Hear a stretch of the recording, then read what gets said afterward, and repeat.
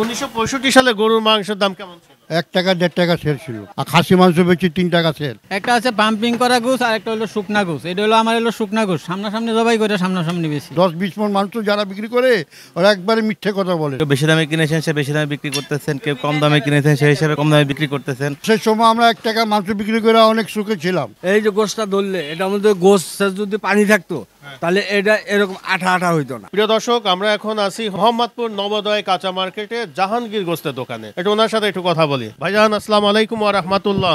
আসসালামু ওয়া রাহমাতুল্লাহি ওয়া বারাকাতুহু। আপনাকে দেখে তো মনে হচ্ছে খুব রাজকীয় ব্যবসায়ী। কতদিন হলো আপনি গরুর মাংস বিক্রি করতেছেন?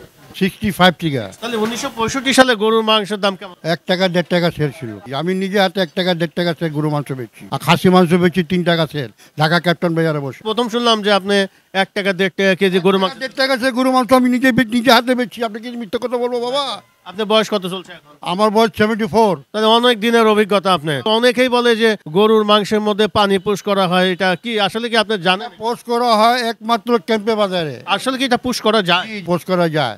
80 কেজি গরু 100 কেজি হয়ে যায়। কম দামে বিক্রি করে 680, 650 ধরেন ওইটাই পানি দেওয়া মাংস করে রাখে না, পানি পড়তে থাকবো টপ টপ, মাংস কাটার সময় পানি পড়বে।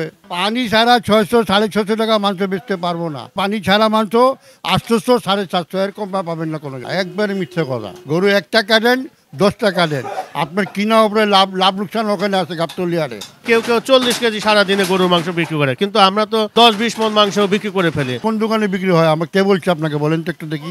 অনেক দোকানে আছে। এটা তো সব মিথ্যে কথা বলছে। 10-20 মণ মাংস যারা বিক্রি করে ওরা একবারে মিথ্যে কথা বলে। আর ঢাকা সিটিতে কোনো দোকানে যদি 20 মণ গোশ বিক্রি হয়ে থাকে, আপনাকে চ্যালেঞ্জ করছি আমি আপনাকে 10 লক্ষ টাকা বকশিশ দেবো। ঢাকা শহরে বিভিন্ন গরুর মাংসের দোকান দেখতে পারি, 6টা 7টা 8টা 10টা 20টা পর্যন্ত বিক্রি। ওই 20টা গরু যে ডোবা দিছে না, একটা দোকানে বিক্রি করে না, 10টা দোকানে ভাগ করে বিক্রি করে। আমরা মুসলমান তো, আমরা মিথ্যা কথা বলি। এই মাংসের দোকানে যে করে যাবেন না, আরে বাবা আমি তো ডেলি 4টা গরু কাটি, একবারে মিথ্যা কথা।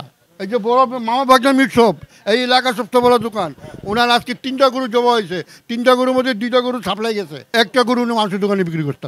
তো ওনার তো বলবেন 3টা গরু আমি জমা করে বিক্রি করেছি, এটা তো মিথ্যা কথা হলো না। 1.5 টাকায় গরুর মাংস বিক্রি করতেন, আর এখন 750 টাকায় গরুর মাংস বিক্রি করতেছেন। এই দুটার মধ্যে একটু পার্থক্য একটু বলেন। পার্থক্য, সেই সময় আমরা 1 টাকা মাংস বিক্রি করে অনেক সুখে ছিলাম। এখন 750 টাকা বেচে আমরা ভাতের পয়সা খাই না। গরুর দাম বেশি, 800 টাকা কেজি, 750 টাকা কেজি গাবতলিয়াতে কিনেই পড়ে। শুরু থেকে কি গরুর মাংসের ব্যবসার সাথে আছে? জি, আমার গরু খাসি দুটোই ব্যবসা ছিল। এখন বর্তমানে গরু এইখানে কত বছর যাবত?